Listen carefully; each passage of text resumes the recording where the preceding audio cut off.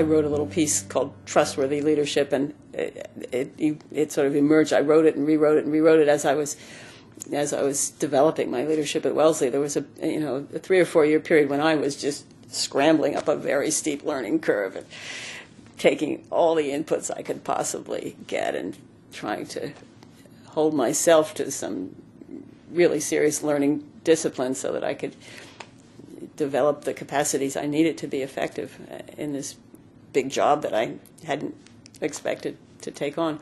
So as it evolved, there were 5 things in this notion that I had about, and I thought of it as trustworthy leadership. So what is it in a context when all around us we see leaders that we don't trust, can't trust, shouldn't trust, who literally are not worthy of our trust. So what are the characteristics that make a leader worthy of our trust, and what should we therefore try to hold ourselves to? And so there are these 5 things. So the first one is we have to question ourselves, and that was this whole interior journey, this idea that leaders have a big impact on the kind of the possibilities of people around them just by virtue of the influence and authority they have, and therefore they need to be very self-aware and questioning all the time the assumptions they're making about where people are coming from, what the problems really are, what,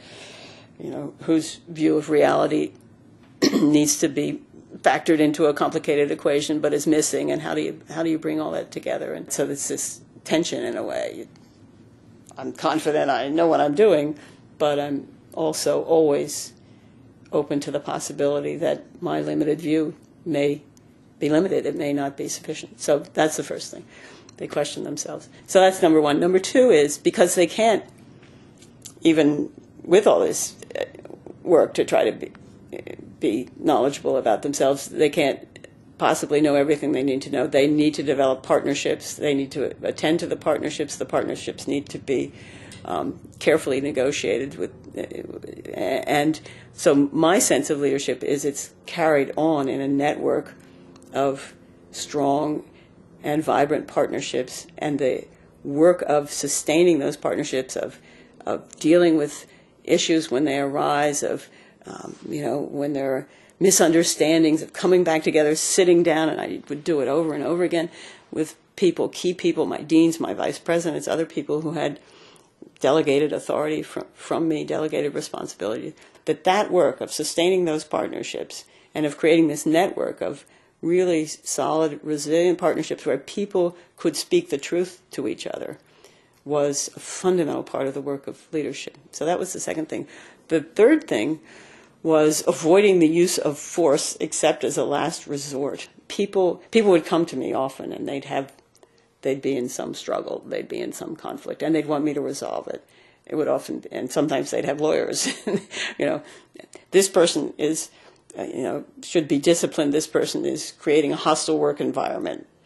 Here's all the evidence, and then you go over and talk to that person, and this person would say, this person is, and the trap for the leader is to walk in and say, you change your behavior. The answer always was much more complicated than that. It was something in the interaction between these two people or two groups, and so the answer, when there was something like that was where this plea was being made to me to use my power to choose sides, the answer was always to send them back to work it out, because anything I would do would be temporary.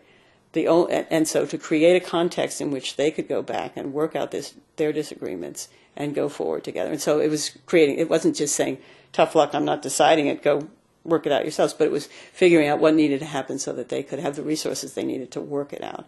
And then the fourth thing was valuing differences, and you can hear it inherent in everything that I've said, but valuing differences not only as a mark of respect for others, and although importantly as that, but also as a creative resource, as a resource for learning. That so often when we'd have a tough situation and be sorting something out and be confused, it would be that other voice over here, or the interplay between multiple voices that would suddenly open up a whole set of new possibilities for understanding the situation. So So valuing differences. And then finally, the last thing, the fifth thing is creating a community of, so that the leadership is understood as a shared activity and a shared resource. And so that we're all supporting each other in this effort to lead this institution. And we're supporting each other because we